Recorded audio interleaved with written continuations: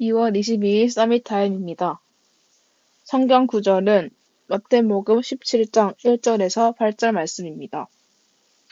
엿새 후에 예수께서 베드로와 야고보와 그 형제 요한을 데리고서 따로 높은 산에 올라가셨더니 그들 앞에서 변형되사 그 얼굴이 해같이 빛나며 옷이 빛과 같이 휘어졌더라.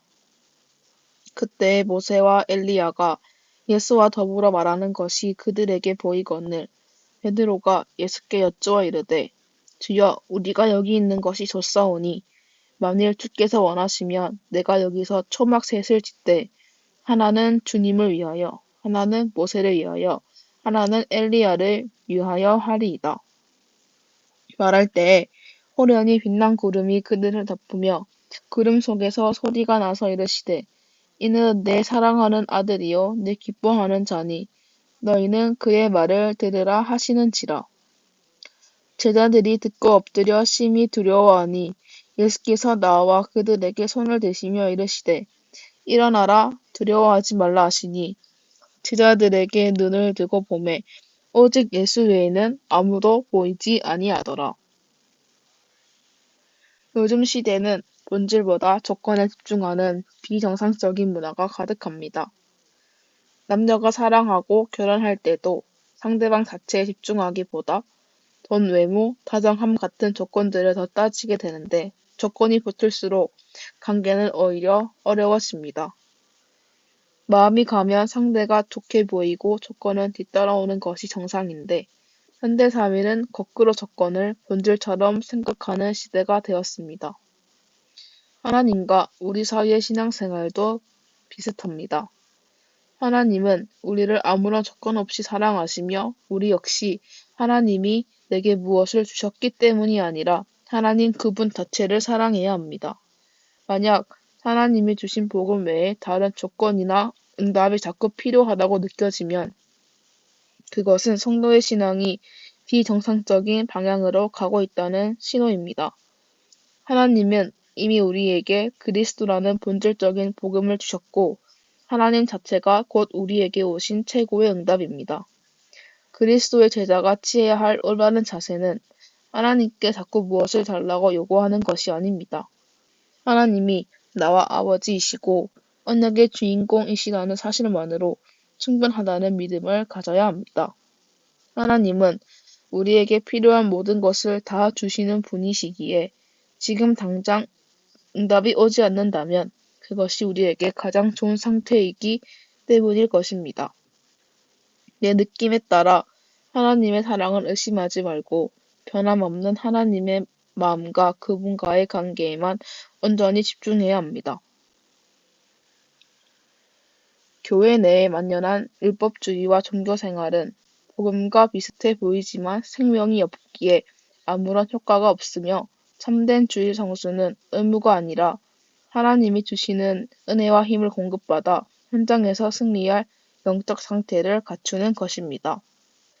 제자가 겪는 모든 문제는 오직 그리스도의 능력을 체험하게 하시려는 하나님의 계획이므로 교회는 단순히 사람의 말을 잘 듣는 자가 아니라 복음 하나만으로 어떤 상황에서도 흔들리지 않는 자립적인 제자를 세워야 합니다. 또한 신자의 삶의 방향이 의식주 중심에서 전도와 선교, 그리고 후대를 생각하는 삶으로 변화되어야 하며 전도는 특별한 동기나 의무가 아니라 구원받은 은혜에 대한 감사와 기도로부터 자연스럽게 시작되는 것입니다.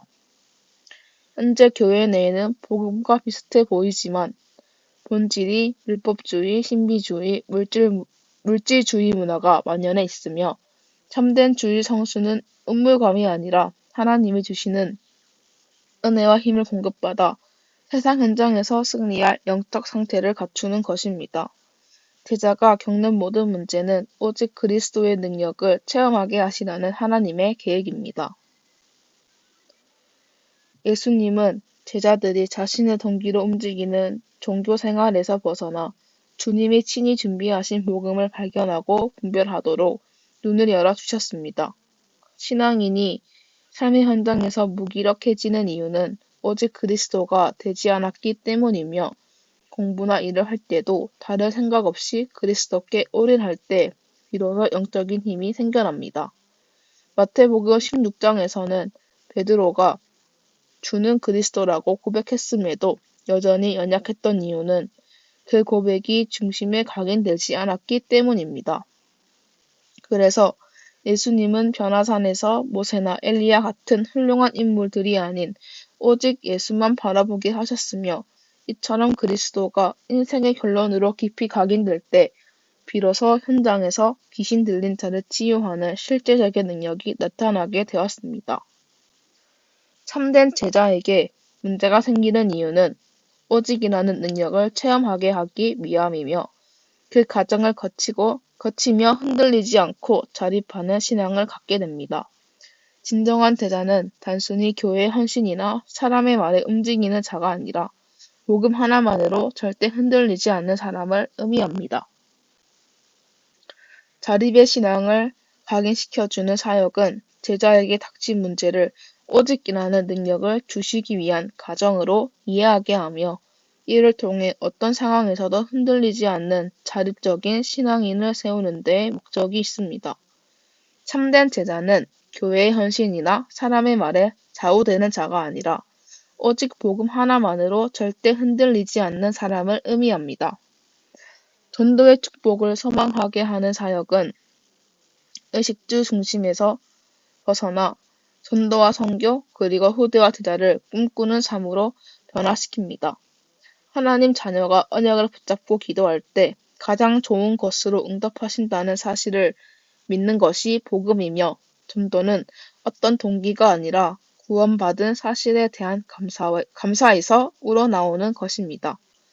진정한 자립은 내 힘이 아닌 하나님이 주시는 힘과 은혜로 서는 것이며, 마음을 담은 기도와 후원 또한 전도의 중요한 부분입니다. 규모는 작아도 언약이 분명한 강서국과 같은 성도를 일으키는 것이 중요하며, 반석 같은 복음의 확신을 구체화하고 현장의 영적 싸움에 집중하며 기도를 생활화하여 실제적인 응답을 누려야 합니다. 그리스도를 고백한 제자들과 교회는 반석 위에 교회를 세우셨다는 확신을 구체화시키는 작업을 해야 합니다. 복음의 능력으로 실제 현장에서 지더라도 포기하지 않고 싸워야 합니다. 하나님은 우리에게 음부의 권세를 이길 수 있는 권능을 주셨습니다. 현장에서 기도 응답받고 기도를 누리는 것이 제자의 길입니다. 기도드리겠습니다. 하나님 아버지, 감사드립니다. 나의 동기로 주님을 찾는 종교 생활을 멈추고 주님이 나를 위해 준비하신 참된 복음을 발견하게 하옵소서. 내 삶에 찾아오는 모든 문제를 연약함의 증거가 아니라 오직 그리스도의 능력을 체험하고 자립하는 제자로 서기 위한 하나님의 계획으로 보게 하옵소서. 사람의 말이나 환경에 흔들리지 않고 복음 하나만으로 충분한 신앙이 내 마음 중심에 깊이 각인되기를 원합니다. 오늘 하루 반석 위에 세워진 교회로서의 확신을 구체화하며 흑암의 권세와 싸워 승리하는 영적 힘을 공급하여 주옵소서. 예수 그리스도 이름으로 기도드립니다. 아멘.